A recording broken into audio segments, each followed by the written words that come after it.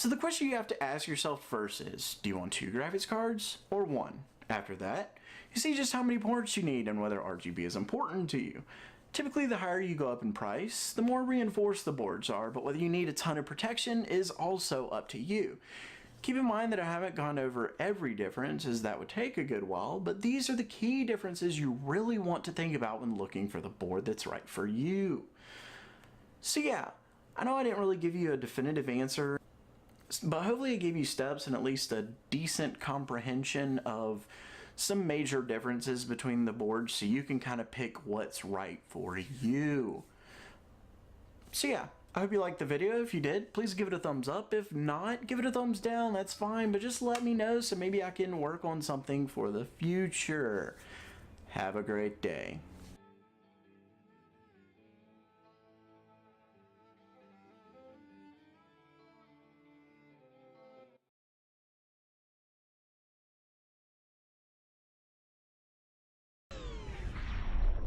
We've got a lot of Ryzen news leading up to the CPU's inevitable launch. At this point, it's not too far away.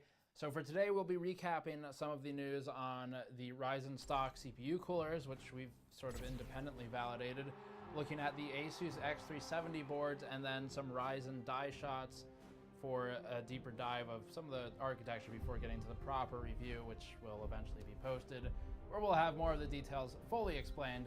But for now, we can look at what is out there and what has finally been, to some extent, confirmed, because it's all been rumors and leaks up until now. Before getting to that, this coverage is brought to you by Raw Fury, publishers of Kingdom, a side-scrolling city builder that we previously reviewed, and the new Tormentor X Punisher Hell 'em Up game where everyone has 1 HP. Click the link below for more information on those. In a previous content piece, we talked about how some motherboards at CES had the text S3 radiator support printed on them at the AMD CES suite. And of course, no one from AMD would talk about that text, but we've already shown that. We've talked about what that probably means, which is going to be likely a stock cooler for one of the AMD Ryzen SKUs. It would probably be a higher end one or an overclocking targeted SKU. So S3.0 radiator support, we already know that's going to be a thing. And it will probably be in the line of these stock coolers for Ryzen. What we haven't talked about in the past is that there is probably also going to be an S1 and an S2. I've heard 2 types of names for these. I've heard S1, 2, and 3, and I've heard SR 1, 2, and 3. We're just going to go with S for now and drop the R. The S1 stock cooler, from what we've been able to gather, is supposed to be a 65-watt TDP CPU targeted cooler, so that would be the lower end of the coolers. I don't have any images for any of these right now. That'll probably have to wait until launch. But S2 is supposed to support 95-watt TDP CPUs and is also equipped with some form of RGB lighting. Whether that is through an MCU or not, I'm not clear on right now, but some form of RGB lighting, probably not too different from the Wraith cooler, although that was the white LED. I would think it would be something similar to that, just with RGB, since that's basically a requirement at this point. The S3 cooler, which we know thanks to that motherboard, I think is a BioStar board or Maxon, one of them.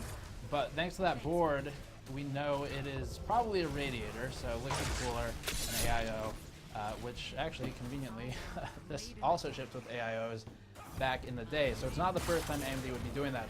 S3 is supposed to be rated for 125-watt TDP, and it's also going to include some form of LEDs hooked up through an MCU from what we've been able to gather. And that MCU would be theoretically controllable somehow. Now, what we also know is that some of the board vendors, from what it sounds like, will have their own applications that will allow modification of the S2 coolers or SR2 coolers and their RGB LEDs. Not 100% sure exactly how that's going to work just yet, but that's kind of what we know based on some information gathering.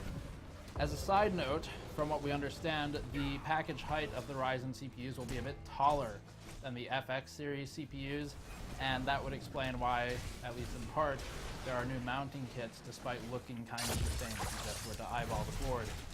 The package height, as we understand it, should be higher though, so that would of course necessitate a different mounting kit. Moving on to motherboards, we've already detailed Gigabyte, MSI, BioStar, and a couple of other motherboards for the AM4 socket. But now we've got some news on Asus that they actually posted themselves. The immediate Ryzen lineup for Asus will be championed by the Crosshair 6 Hero, and the Prime Series X370 board. Both of these are X370 chipset. The Prime one lands about where Strix lands in the marketing stack, though it looks like Strix has potentially been replaced in the AMD series boards with the word Prime. Starting with the Prime X370 motherboard, we see that Asus is running 3 full-length PCIe slots, with 2 of them donning the ubiquitous armor that we've seen ticking every marketing box lately. The top PCIe slot on the Prime X370 is wired for X16, with the lower 2 wired for x8 configurations. Looking over the board closely, we can spot the multi-GPU MUX chip just above CMOS, and that's something we've seen on most AMD AM4 motherboards thus far, including MSI's boards at CES 2017. And we've already created an AMD Ryzen block diagram from previous content that explains the lane assignment, but we'll bring that back on the screen now. You can check our AM4 chipset differences video and article for a full breakdown on the AB and X300 series chipsets and the X370. Looking to the far right of the Prime X370 board, there are 8 total SATA 3 slots rated at the usual 6 gigabits per second, with 1 M.2 location above the top PCIe X16 slot. It appears that this M2 slot can run by 4 PCIe or SATA, both of which are supported by the chipset. Near the CPU socket are the large inductors for the VRM, and those appear to be accompanied by an actual heatsink for once. It has fins rather than just a big block of aluminum that doesn't actually really cool all that efficiently.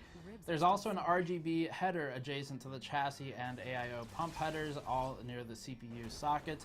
We're expecting the Prime X370 to land between $150 and $180 for price point in the US anyway. The other model, the Crosshair 6, hosts the same PCIe configuration, though with different MUX positioning on the board, and it also has the same SATA 3 slot configuration. The M2 port has also been relocated just south of the chipset, out of the way of the GPUs, with the RGB header located just below the M2 slot near the water pump and USB 3 headers. Left of these, we see LN2 mode pins, and then a set of troubleshooting and boot buttons that are always nice to have and generally on these higher end motherboards. We're expecting between $200 and $300 for the Crosshair board. BioStar also officially announced their motherboard lineup the other day, but we already detailed basically all of their major board offerings in our previous content from CES. So if you're curious about that, you can check that content. We'll link one of them in the cards or something like that to the video. In other Ryzen news for today, there are some new die shots of the Ryzen architecture, and these were posted by a Japanese site, PC Watch. They've been reposted a million times at this point. But basically, there are shots of the die. We can see individual cores, one of the individual cores, and then a CCX complete diagram. The die shot mostly detail things we already knew, like the presence of a single floating point unit and single energy unit per core, rather than Bulldozer's old design of one FPU shared between 2 integer units. The die shot also shows the layout of the core complex modules, which will contain 4 cores, each with their own L2 cache and flexible L3 cache split between them. This isn't particularly new information, but the images are, so we can actually see what the thing looks like now, and that's of course important to really just getting a better idea of how it's laid out. And AMD plans to use this CPU design going forward, so get familiar with it because there's a good chance you'll be seeing this for future generations following Ryzen. And in terms of process, AMD is finally mostly at parity with Intel at this point. They're both 14 nanometer process. Intel's is technically denser packed than AMD's version, but they each have their own characteristics and will obviously not really be able to validate anything or how performance is until we've got it in hand. So stay tuned for the Ryzen review. Be sure to subscribe for that so you don't miss it. Links in the description below, as always, for the full article, which is just a bunch of news and some sources. If you want to check out other Ryzen coverage like the motherboards, we've already covered MSI, BioStar, Gigabyte, and at least one other brand. We'll link that in the description below. As always, Patreon link in the post-roll video or patreon.com/gamersnexus to help us out directly. Thank you for watching. Subscribe for more. I'll see you all next time.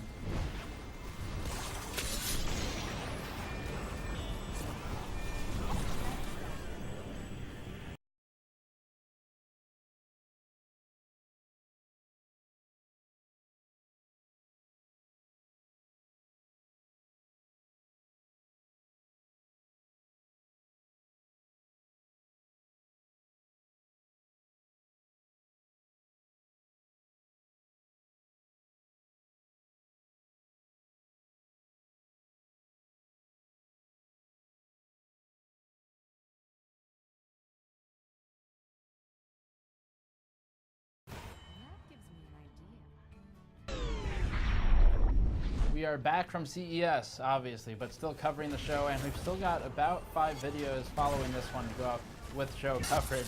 So it's been a big week for us. This time we are talking about some more AM4 motherboards, this time from ASRock, BioStar, and Maxon. We've already covered MSI and Gigabyte, so you can check the channel for that coverage. Before getting to the new AM4 motherboards, this video is brought to you by CyberPower and their Cyber XL gaming PC, which has an invertible motherboard tray layout. You can learn more in the description below. So as we've said a few times now, there are 3 main chipsets for the AM4 platform. That would be X370 at the high end, B350 at the mid-range area, and then A320 at the low end, which would be about equivalent to an A68 previously.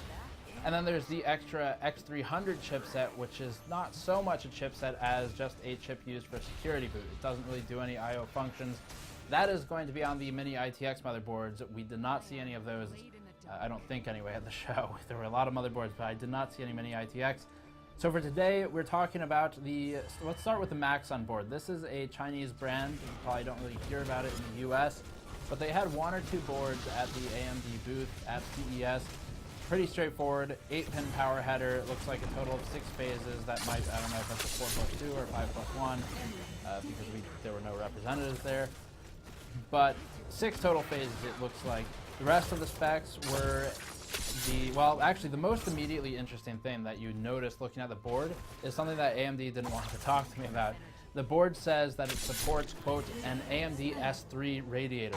So, from what I understand, there will be a couple of different cooling solutions for AMD CPUs. We'll have a separate video on this. The S3 radiator, as the motherboard would suggest, probably is a liquid cooler. And I would have to imagine that S3 would be for the higher end SKUs, from the maybe Ryzen 8-core 16-thread SKUs or something else. I'm not sure what, but it's going to be a liquid cooler of some kind, probably some kind of AMD-made or branded device anyway. Who knows which vendor could be Coolid or Asetek or Cooler Master, any of them.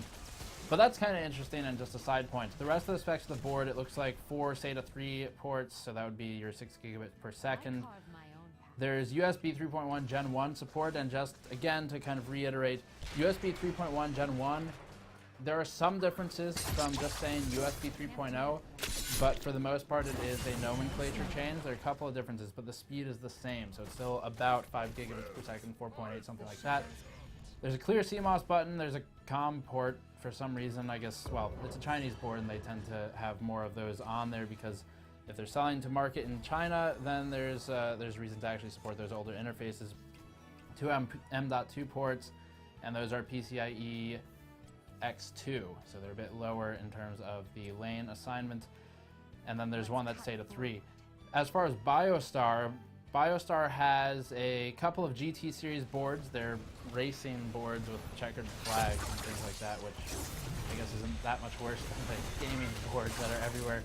The GT boards are in GT3, 5, or 7. I'm not sure which one we were looking at, but it is a B350 board. The GT7 board is an X370 layout, so this is either 5 or 3 that we saw in person. Did not have a rep or labeling on the board to tell us which one specifically, but it looks like a total of 7 phases, maybe 6 for the CPU and maybe 1 for the GPU, something like that. It does include push buttons for modes that are called Eco and Sport, and then it's got a reset and power button on the board as well. So Eco and Sport probably require software to trigger. It's normally some kind of pre-OC and some kind of lowered voltage option. There's a multi-BIOS toggle switch, which is interesting. Don't see those too much on the mid-range and low-end boards. And then there's something called a 50/50 RGB LED port, and that's near the USB 3.0 header. So I guess we can't escape LEDs. They will be on this board as well, or at least supported externally. Speaking of the USB 3 header, there are solder points for a second USB 3 header. That's kind of interesting. There isn't one on here, but it's not the only board that shows multiple USB 3 front panel connector options, so that does look to be the way that things are going. This looks like it might be the same PCB that's used for the X370 board, which we didn't see, and if it is, that slot might be populated. ASRock had 4 main motherboards at the CES event in total, but I think we only saw 3 at AMD's suite, or booth, or whatever you call it. They had the X370 Taichi, the X370 Gaming K4, and the B350 Gaming K4. And then an A320M Pro 4, the M signifying that it is micro ATX, not full ATX. The K4 and the X370 models both have the Fatality branding with red and black coloring. The X370 Tai Chi, sort of a higher end board for the lineup from ASRock, has a ton of inductors. I'm not sure exactly what the phase design is at this time. It's a lot. It looks like about 16 total inductors. So whether that's total phases or they're doing some kind of doubling or something like that, I'm not clear on right now. It seems to use the same reinforced PCIe slots that we're seeing on everything now, even though a couple of companies are trying to patent it. Good luck with that at this point. PCIe slots are wired. If you look at them closely, the full-length PCIe slots are wired for X16, X8, and X4, and it does look like it has some sort of muxing capabilities to make multi-GPU more compatible, I suppose, with the lane availability. The ASRock Purity sound marketing language is present on the motherboard. 8 SATA ports, 4 by 4 M.2 lanes using the Ultra M.2 slot, a 7-segment display, and then my favorite part is the giant Intel logo on the side of the board, which is 4 gigabit Ethernet. Next, ASRock's got the X370 Pro Gaming Fatality motherboard. This also looks like a 16 total power phase design through the inductors at least. We'd have to probe it to really know more. It's got a single power connector, so even though it's got this insane VRM, whether or not it's actually good, we'll see. But huge VRM, still 8 pins for the power, which on the MSI titanium motherboard, the X power board we saw, that was an 8+4. I'm curious to see how much that actually matters in overclocking. PCIe reinforcement again on the X370 Pro Gaming Fatality, 2 full M.2 slots, one of which at least is rated for PCIe Gen 3 by 4. And then the slots are again wired for X16, X8, and X4 in PCIe, and also looks like there might be a multiplexer on the board. It might be the same board as the Tai Chi, just with different colors and a few different soldered on items, SMDs and things like that. But the board itself looks pretty much the same. And we're down to just 2 left. There's the Gaming K4, which is a B350 chipset, which would be a cheaper board. Looks like something, maybe an 8+1 setup or something like that. And it's got, again, a reinforced PCIe slot. There's just one of them this time. It's X16. The other is just X4.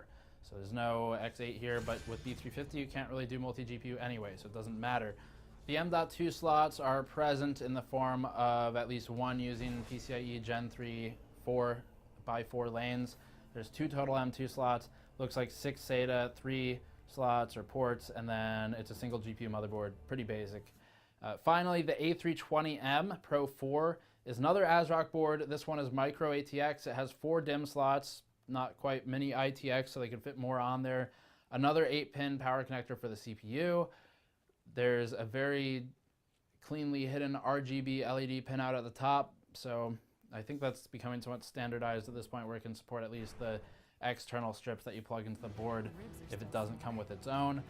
4 SATA ports, 1 USB 3 header, and 2 M.2 slots on the motherboard, and that covers it. So that's what we had for all of the AM4 boards that I'm aware of that were at CES. We covered Gigabyte, we covered MSI previously. There were 2 other MSI boards we didn't talk about in the video, but we've got some discussion and articles on gamersnexus.net. And now we've got ASRock, BioStar, and Maxim. So that about covers it. Check back. We'll still be posting 2 videos a day for at least a few days now, because we've got a lot packed up from CES.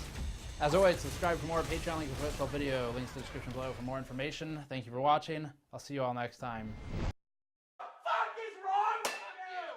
Screw esports. This piece of shit. You're fucking crazy. You're fucking psycho. What the fuck? What the fuck? Why'd you take your shit? You're a piece of trash. Shit. Oh my god. You're fucking crazy. You know that? Fuck you. You're fucking psycho. Fuck you. Get the fuck out. Get the fuck out. Enjoy your fucking sad little team. I will. Fucking looking like Winston ass. That guy's fucking crazy. Oh, very funny. Very funny, kid.